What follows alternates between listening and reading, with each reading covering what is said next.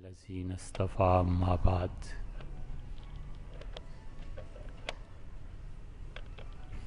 اللہ تعالی نے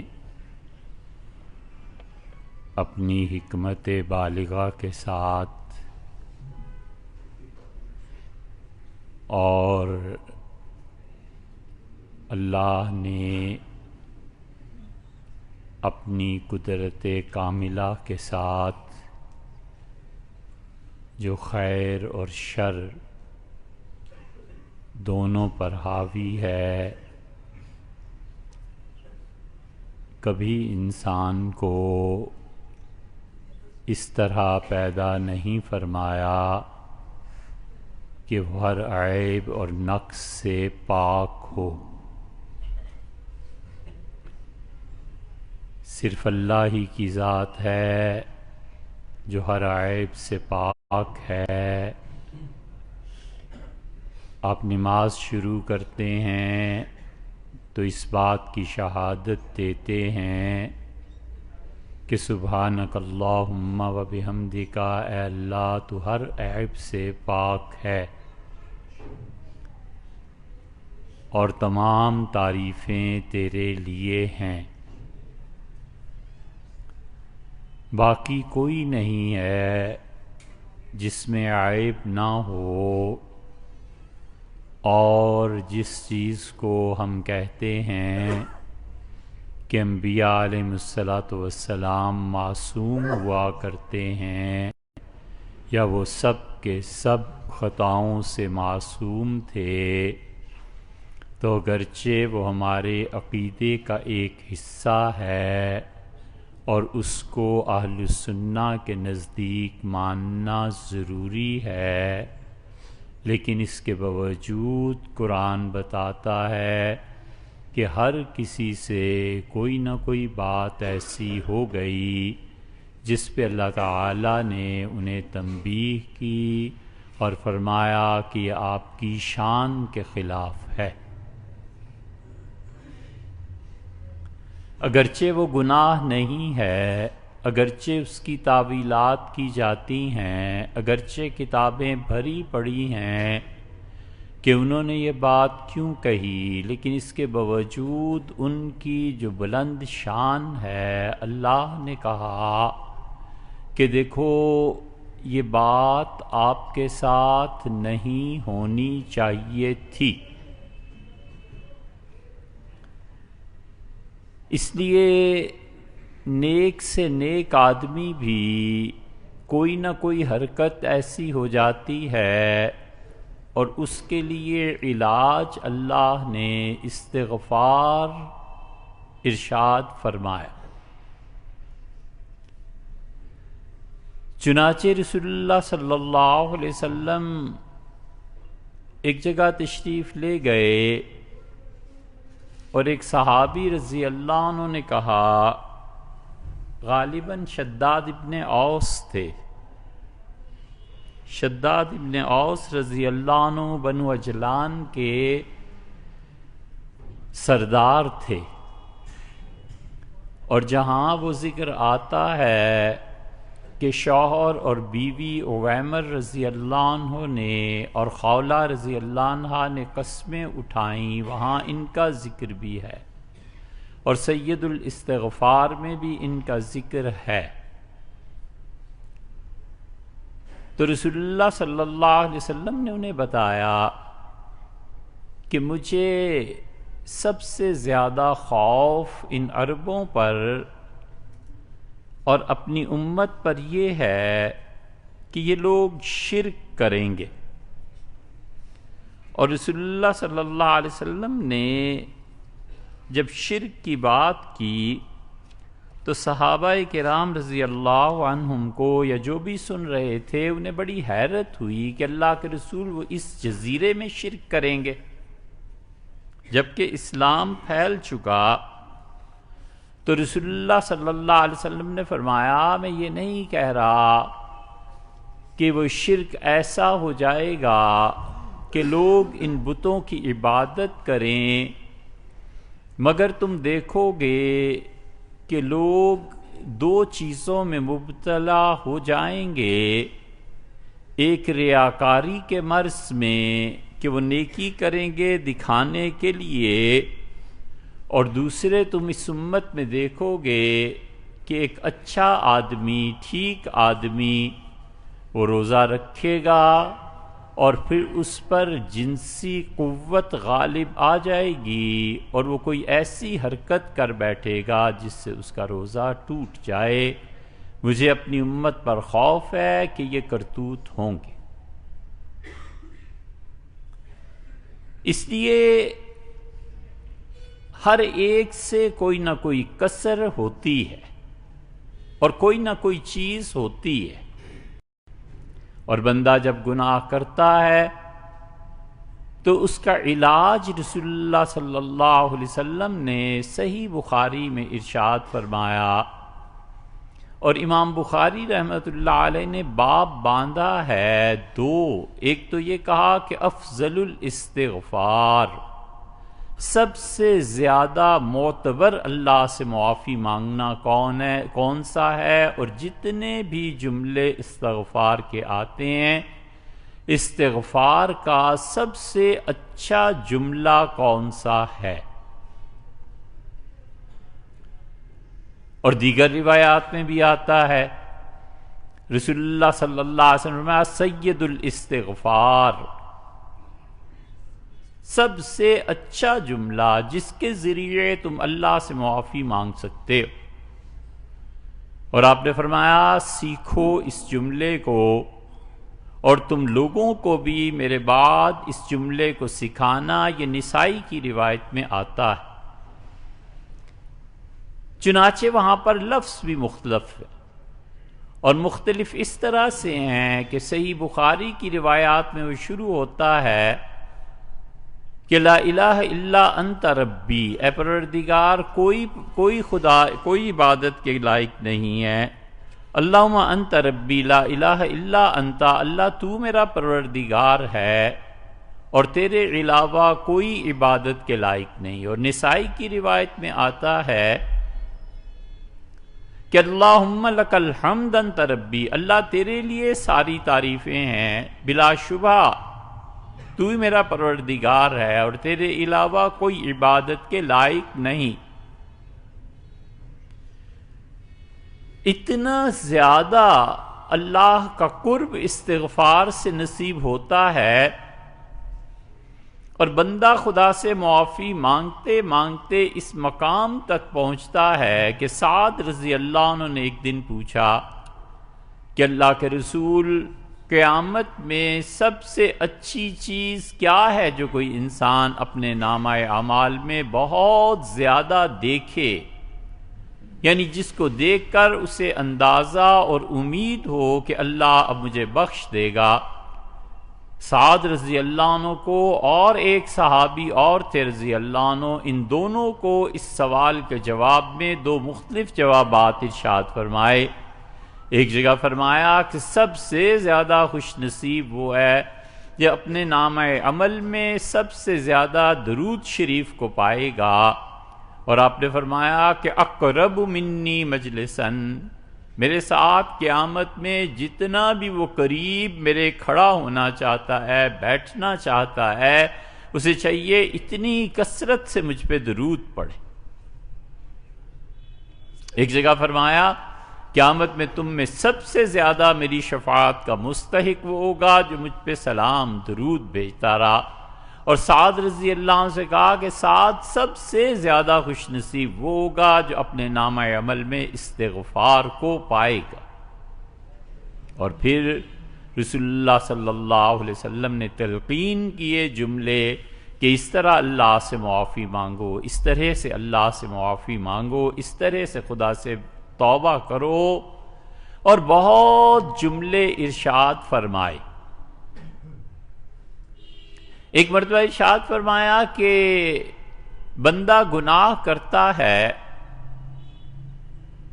اور پھر وہ کہتا ہے کہ رب اغفر لی، مجھے معاف فرما دے، تو اللہ اپنے فرشتوں سے فخر سے کہتا ہے کہ اعلم عبدی ان لہ ربن، میرے پروردگار،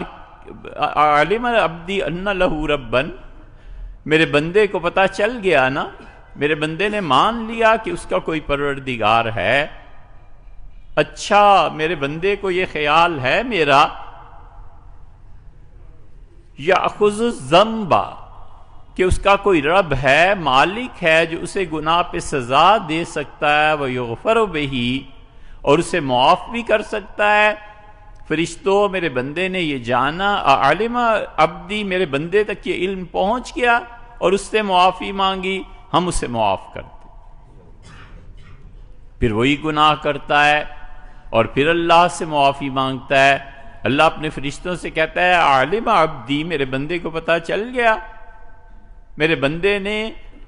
مجھے جان لیا کہ میں اسے سزا بھی دے سکتا ہوں اور معاف بھی کر سکتا ہوں،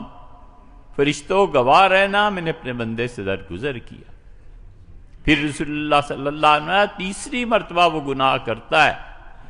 اور اللہ پھر فرشتوں کو کہتا ہے کہ علم عبدی ان لہ ربن، میرے بندے کو پتہ ہے نا کہ اس کا کوئی پروردگار تو ہے ہی، کوئی مالک تو ہے ہی، چاہے تو یاخذ الذنب، اس پہ سزا دے، اور چاہے تو یغفر بہ، اس کو معاف کر دے۔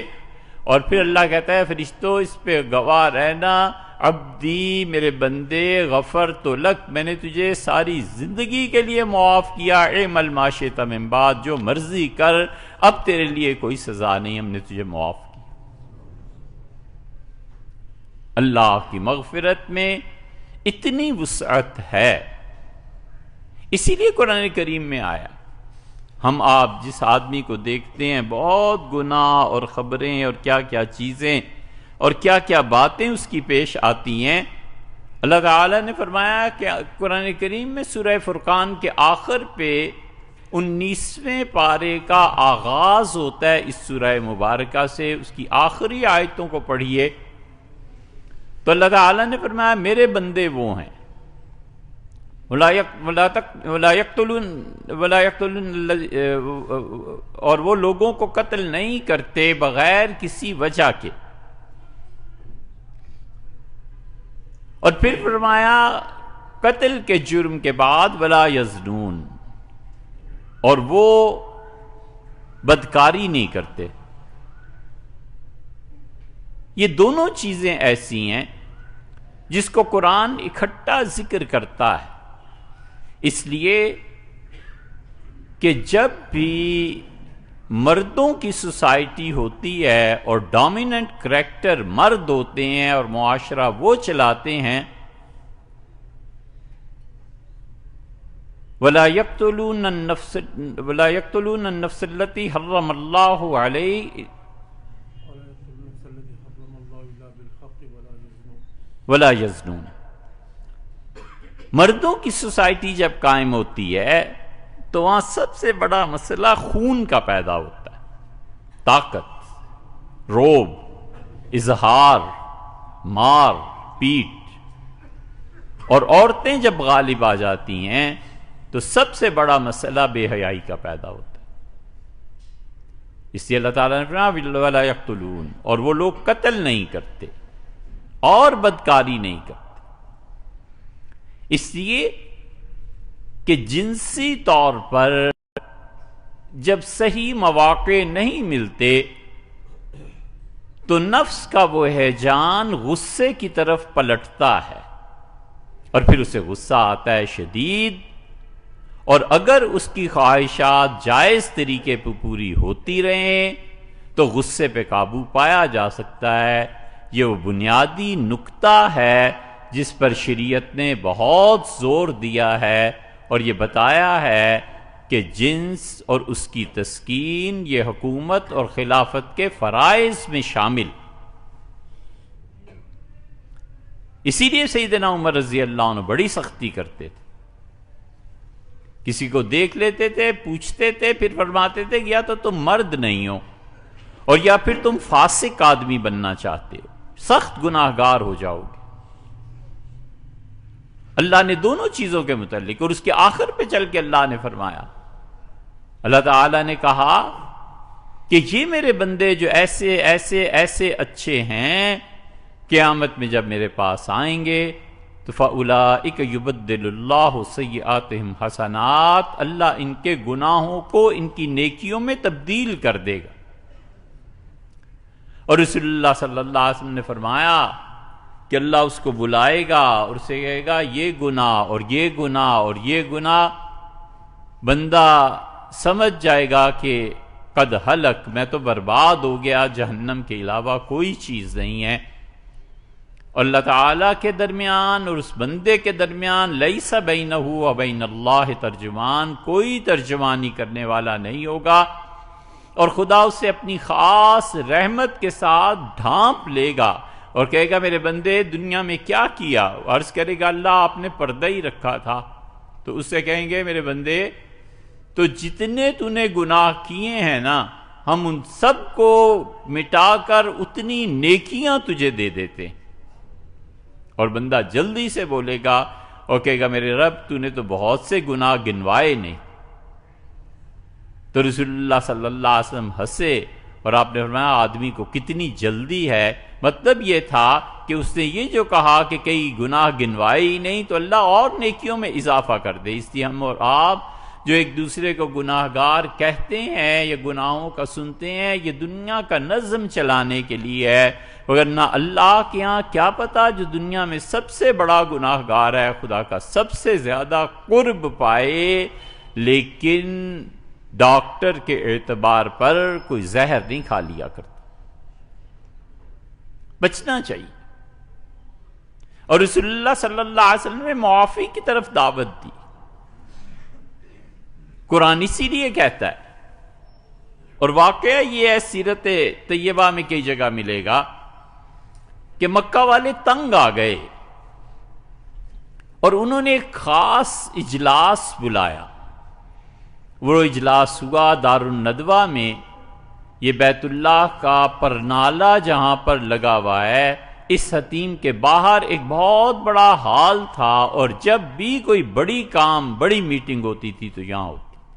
40 سال سے بڑے سب یہاں بیٹھتے تھے، اور انہوں نے آخری میٹنگ کی اور انہوں نے کہا کہ محمد صلی اللہ علیہ وسلم کا کچھ کرو، اس آدمی نے گھر گھر میں فرقے پیدا کر دیے ہیں، تفرقہ پھیلا دیا ہے، اور سب نے کہا کہ اب اس کا کوئی حل نہیں رہا سوائے اس کے کہ قتل کر دے۔ کون قتل کرے؟ بحث یہ ہوئی کہ اس کی پشت پہ بنو ہاشم پورا قبیلہ ہے،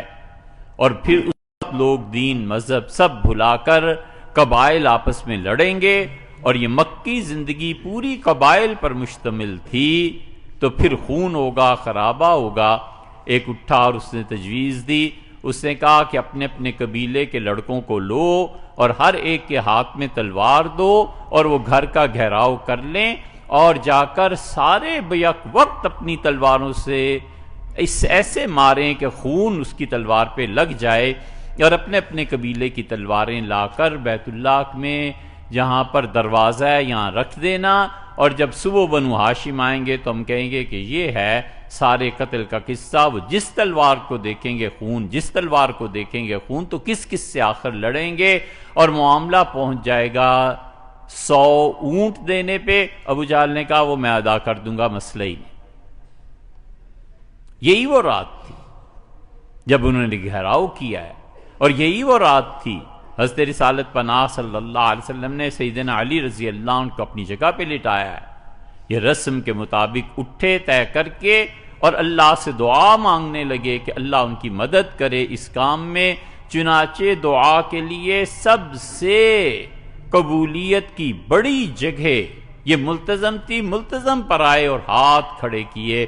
ہاتھ پھیلائے، اور اللہ تعالیٰ سے کہنے لگے کہ اللہم ان کان، یہ قرآن ہے سورہ انفال میں ہے، اللہ کہتا ہے جب وہ آئے تو یہ کہنے لگے کہ اللہم ان کان ھذا ھو الحق من عندک، اللہ یہ سچائی ہے اگر محمد صلی اللہ علیہ وسلم تیری طرف سے ہیں، فامطر علینا حجارۃ من السماء، آسمان سے پتھر برسا ہم پہ، اویتنا بعذاب علیم، اے خدا عذاب نازل کر اگر یہ شخص سچا ہے۔ یوں مت ماری جاتی ہے قوموں کی۔ ایسے احمق یہ نہیں کہا کہ اللہ اگر یہ سچا ہے تو ہمیں اس کی اتباع کی توفیق دے، اور برا ہے تو اب جان چھڑا۔ اللہ تعالیٰ فرماتے ہیں کہ ہم ان کی اس دعا کے بعد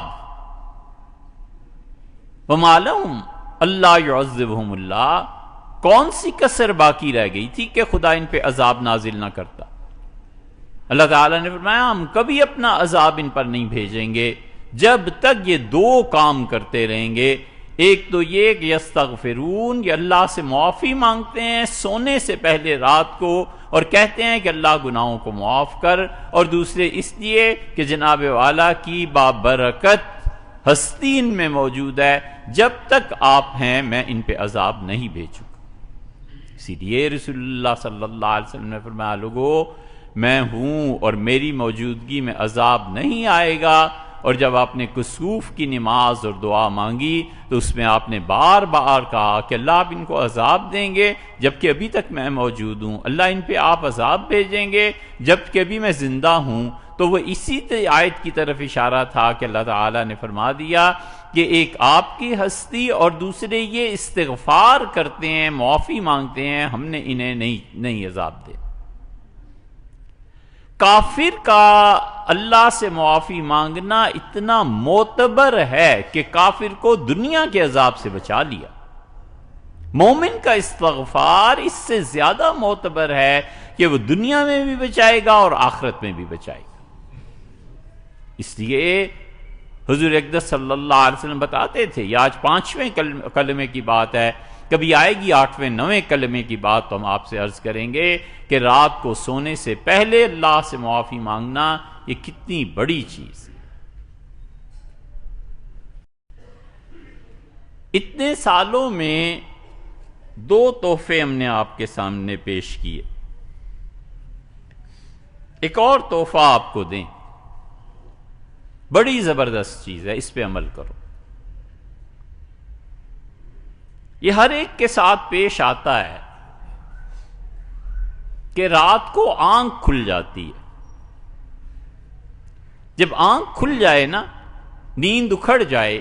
پھر دوبارہ آ جاتی ہے، کبھی اپنی اپنی طبیعت کی بات ہے۔ بڑی زبردست بات ہے کہ جب بھی آنکھ کھلے اس سیکنڈ میں اللہ سے دعا مانگنی شروع کرو، دلی دل، اللہ معاف فرما دے، اللہ یہ کام اٹک گیا ہے آپ کر دیں، اللہ یہ مشکل پیش آ رہی ہے، اللہ آپ کا فیصلہ ہے اسے تبدیل فرما دیں۔ سب سے بڑی چیز، حتیٰ کہ آپ دوبارہ سوچیں، یہ اتنی بڑی چیز ہے کہ آپ اسے آزما کے دیکھیں کہ وہ دعا اگر قبول نہ ہو۔ یہ ایک تحفہ ہے زندگی بھر یاد رکھنے کا اور اپنے بچوں کو تعلیم دینے کا۔ رات کو نیند کا اکھڑ جانا اور پھر اس کے بعد جب بھی نیند آ جائے اس کے دوران کوئی عمل نہیں کرنا چاہیے سوائے اس کے کہ اللہ سے دعا مانگی جائے۔ رات کو استغفار یہ اہل مکہ کرتے تھے، اللہ نے کہا ہم عذاب نہیں دیں گے، سونے سے پہلے ہی ہم سے معافی مانگتے۔ رسول اللہ صلی اللہ علیہ وسلم اللہ سے معافی مانگو، استغفر اللہ الذی لا الہ الا هو الحی القیوم واتوب الیہ۔ معافی کا دوسرا جملہ سکھا دیا کہ استغفر اللہ، تیسرا جملہ سکھا دیا اور فرمایا کہ اس طرح مانگو کہ استغفر اللہ ربی من کل ذنب واتوب الیہ۔ متعدد جملے رسول اللہ صلی اللہ علیہ وسلم نے سکھائے، ان میں سب سے اچھا جملہ جس کو سید الاستغفار کہتے ہیں کہ استغفار کے جملوں میں ان کا سردار اور آقا اور سب سے اچھا جملہ یا افضل الاستغفار کا امام بخاری رحمۃ اللہ نے باب باندھا ہے کہ سب سے افضل استغفار کون سا ہے؟ وہ ہے جس کو ہمارے حضرات نے چنا اور الگ کر دیا اور انہوں نے کہا 5واں کلمہ یہ ہے، اپنے بچوں کو سکھاؤ اور انہیں کہو کہ وہ اسے پڑھیں۔ حضور اقدس صلی اللہ علیہ وسلم اس جملے کی اتنی تعریف فرماتے تھے، خود سکھاتے تھے، اور آپ نے فرمایا لوگوں کو سکھانا میرے بعد، اور یہ بھی فرمایا کہ تم میں سے جس نے سے صبح پڑھ لیا پھر شام تک مر گیا تو اللہ نے اس کو معاف فرما دیا، اور شام کو پڑھ لیا اور صبح تک مر گیا تو بھی اللہ نے اس کی بخشش اور اس سے درگزر فرمایا۔ صحیح بخاری کی روایت میں آتا ہے، اس جملے کی تشریح تو آئندہ عرض کریں گے، رسول اللہ صلی اللہ علیہ وسلم سکھاتے تھے اور فرماتے یوں پڑھو کہ اللہم انت ربی، اے پروردگار تو میرا رب ہے، اے میرے اللہ تو میرا رب ہے، لا الہ الا انت،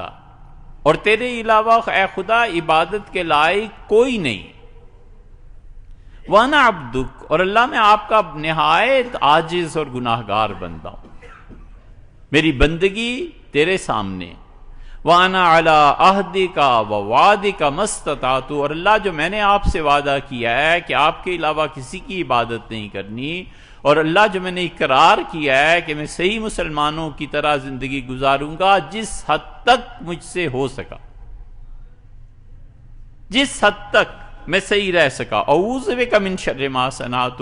اللہ اس عہد و پیمان کے بعد میں درخواست کرتا ہوں کہ جو میں نے زندگی میں کرتوت کیے ہیں اللہ اس کے وبال سے مجھے بچا،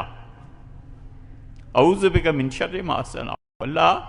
جو میں نے تیری نافرمانیاں کی ہیں نا،